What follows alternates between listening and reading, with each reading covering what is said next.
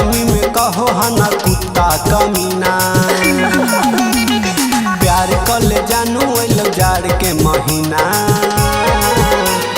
गरमी में कहो हना कुत्ता कमीना।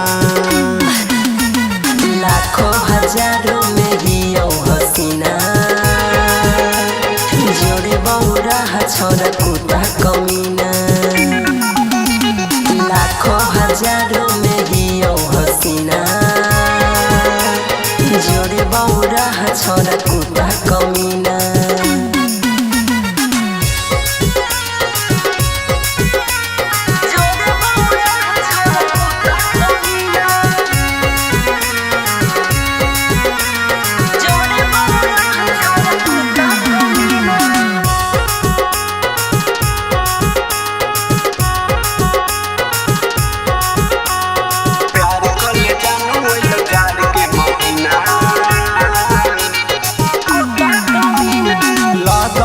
जानू जब रतिया में जाड़ हो जा रोमा रोमा हमर गे खार। गले न देबो तोहर छोरा दाल को देबी हमर तू बुरा।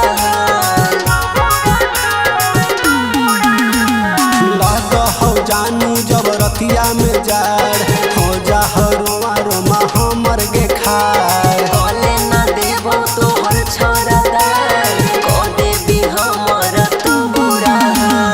हम तोर से फली जानू तू ही करीना।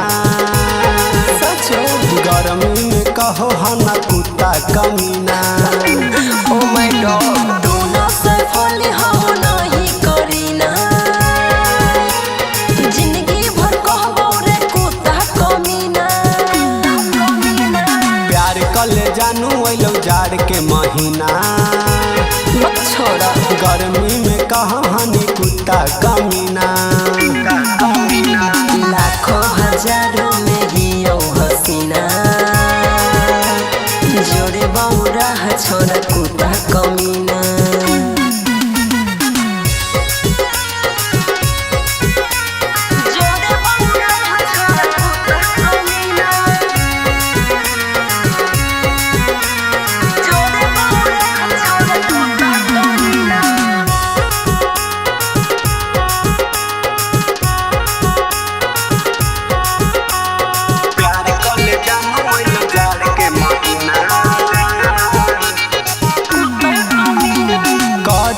जानू के बॉडी हम प्यार तोरे लहियो हम अभिले कुमार। जानहियो हमरे से करही प्यार तोरा बनइबो रे अपन भाता। करहु जानू के बॉडी हम प्यार तोरे लहियो हम अभिले कुमार। जानहियो हमरे से करही प्यार तोरा बनइबो रे अपन भाता। तू ही दीवानी हमर हम तोर दीवाना।